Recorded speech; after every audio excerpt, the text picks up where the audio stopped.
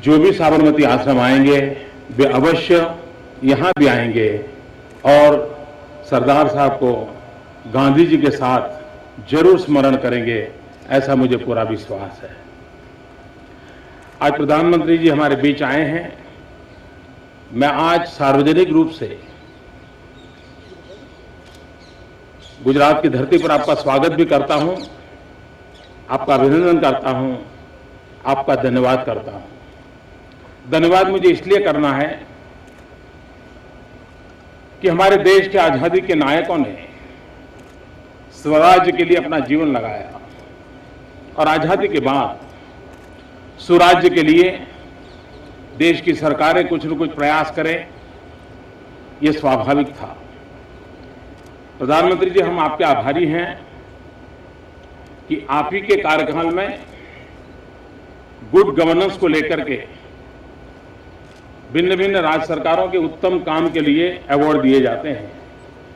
पिछले 6-7 साल से आपने क्रम चालू किया है और सभी वर्ष हमें उत्तम काम के लिए प्रधानमंत्री जी आपने अवार्ड दिया है, इसलिए मैं आपका आभारी हूं। प्रधानमंत्री जी, आपके मंत्री परिषद के अन्य जो मंत्रालय हैं, उन मंत्रालयों की तरफ से भी उत्तम काम के लिए पूरे देश में से श्रेष्ठ काम करने वाली सरकारों को अनेक विषयों में इनाम दिए जाते हैं। आप ही के कार्यकाल में करीब करीब 90 इस प्रकार के अवार्ड गुजरात को प्राप्त हुए हैं और इसलिए भी मैं आपका आभारी हूं। और इतना ही नहीं, गुजरात ने सुशासन के क्षेत्र में अनेक सिद्धियां प्राप्त की, उसके परिणाम यूनाइटेड नेशंस हो, WHO हो, कपम हो, वर्ल्ड बैंक हो, अनेक ऐसी अंतर्राष्ट्रीय संस्थाओं के द्वारा भी करीब 200 से ज्यादा इसी 10 साल के कालखंड में उत्तम काम के लिए अवार्ड मिले हैं। इतने कम समय में गुजरात को देश और दुनिया ने और स्वयं आपने रिकॉग्नाइज किया है और इसके कारण सुशासन की दिशा में आगे बढ़ने का हमें एक नई हिम्मत मिली है, नया उत्साह मिला है और इसलिए मैं आपका सविशेष रूप से आभार व्यक्त करता हूं। गुजरात की जनता की तरफ से मैं आपका धन्यवाद करता हूं। आदरणीय प्रधानमंत्री जी, ये तोहफा गुजरात के टूरिज्म के क्षेत्र में भी एक नया नजराना बनेगा। ये भूमि प्रेरणा के लिए भी है, प्रवासन के लिए भी है। पिछले कुछ वर्षों से हमने टूरिज्म की तरफ ध्यान दिया और आज देश में टूरिज्म के क्षेत्र में अच्छा काम करने की दिशा में भी आपने हमें सम्मानित किया, इसलिए मैं आभारी हूं। आज जब हम सरदार साहब का स्मरण करते हैं, देश की एकता के लिए सरदार साहब ने जो काम किया है, तो आने वाली सदियों तक हम सब के लिए एक बहुत बड़ी वो विरासत देकर के गए हैं। देश की एकता और अखंडता के लिए उनका जीवन समर्पित था। लेकिन आज चाहे माओवाद हो, चाहे आतंकवाद हो, इस देश को तोड़ने के लिए इतनी साजिशें हो रही हैं। और एक बार आप ही ने कहा था कि माओवाद इस देश के लिए बहुत बड़ा संकट है।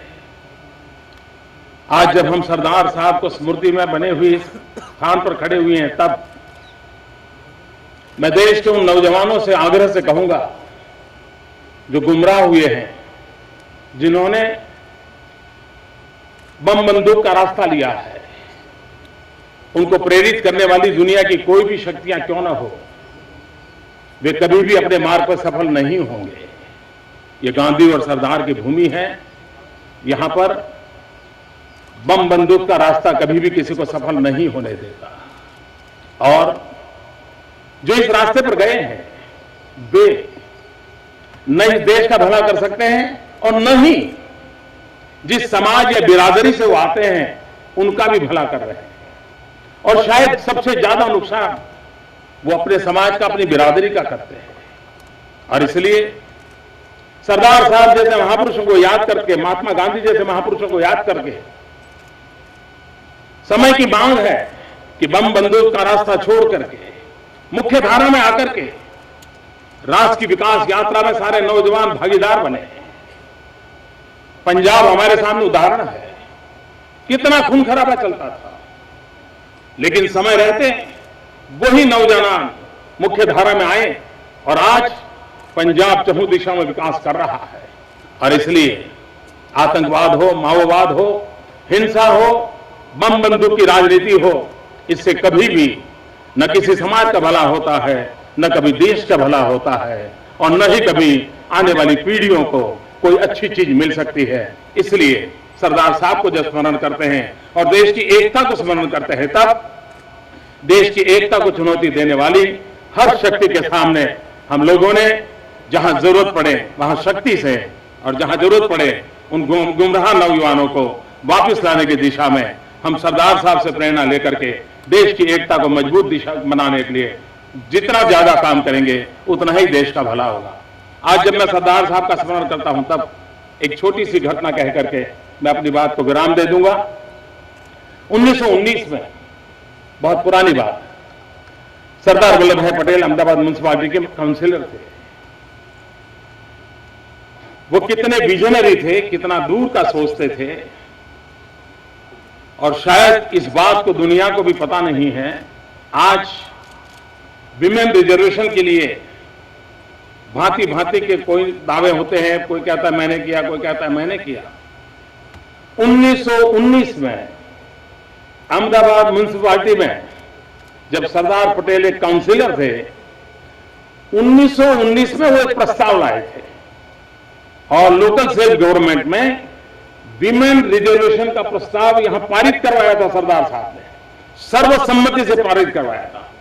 1919 में भी विमेन रिजर्वेशन की सोच रखने वाले सरदार साहब कितना दूर का सोचते होंगे, ये इसको देख के लगता है कि सरदार साहब हमें क्या कुछ दे सकते थे।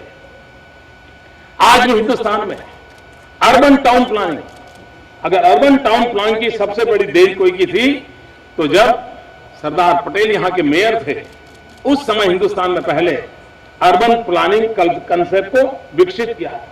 इतना दूर का सोचते थे, लेकिन इस देश को हम समय हमेशा एक गिला शिकवा रहेगा, एक दर्द रहेगा, हर हिंदुस्तानी के दिल में एक दर्द रहेगा। काश सरदार साहब हमारे पहले प्रधानमंत्री होते तो आज देश की तकदीर भी अलग होती, देश की तस्वीर भी अलग होती। सरदार साहब की कमी यह देश सदा सर्वदा महसूस करेगा। सरदार साहब के जीवन को, उनके कार्य को स्मरण करके, सरदार साहब के जीवन को, उनके कार्य को स्मरण करते हुए हम सब देश की एकता के लिए अपने जीवन में काम करें। इसी एक अपेक्षा के साथ आपका बहुत बहुत धन्यवाद। भारत माता की जय। जय जय गरी गुजरात।